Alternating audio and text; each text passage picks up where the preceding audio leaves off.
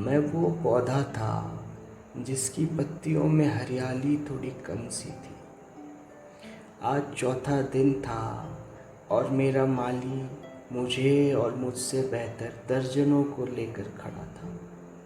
Mall road से बाहर जाती उस सड़क पर हर रोज़ ग्राहक आते, कुछ मुझे टटोल कर तो कुछ मुझे सूंघ कर देखते, फिर दाम को मोल तोल कर देखते, कुछ मेरी पीली पत्तियों को दिखाकर कुछ बुरा कुछ भला भी कहते, कुछ मुझे ना बेचने की सलाह देते। सब मुझसे सुंदर पौधों को खरीद कर मेरी बदसूरती पर दो शब्द ज़रूर कहते। बिकने को बैठा उस बाजार में अब शक नहीं था मुझे खुद पर, मगर जिस चीज़ का यकीन था वो यकीनन पीड़ा से कम न थी। अब शाम हो चुकी थी, हम 3-4 ही बचे थे घर लौटने को। तभी गोरैया सी फुदकती एक प्यारी सी लड़की ने आकर मुझे उठा लिया और अपने छोटे से हाथों में लेकर मुझे यूं देखने लगी मानो मैं साक्षात कोई ब्रह्म कमल। उसकी बड़ी बड़ी आंखों में मेरे लिए बस प्यार था।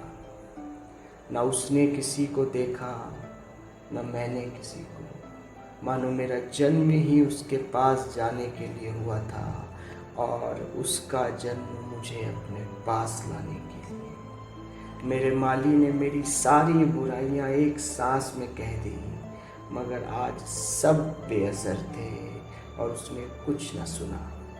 मुझे चूम कर उसने अपने पास रख लिया और सामने खड़ी अपनी गाड़ी में जा बैठी। उसके समीप बैठा आज मैं मंत्र मुक्त था। आज सारी बुराइयों के बादल हट चुके थे।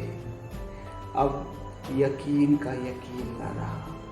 अब तक जो गंधहीन पौधा था वो उसकी खुशबू में सुगंधित हो चला था। अब खुशियाँ थी, कहीं गम न था। और ज्यों-ज्यों हम पहाड़ी से नीचे उतरते जा रहे थे, हमारी दोस्ती और गहरी होती जा रही थी। उसने शहर के अपने घर के बारे में मुझे बताया और उसने ये भी बताया कि वो बाकी सभी पौधों से दूर मुझे अपने पास रखे। उसने कहा मैं अभी छोटा हूँ और हर रोज़ ख्याल रखने का वादा भी किया। ये सब मेरे लिए मानो एक सपना सा था।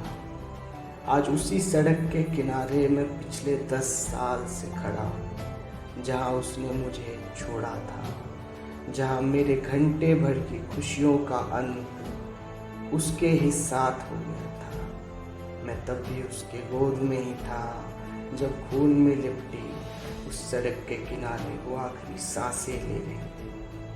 वो टूटे कांच, वो टूटी गाड़ी और रोते हुए लगते लोग। उस प्यारी सी गुड़िया ने अपना वादा पूरा किया था। मैं जिंदा था पर वो न थी।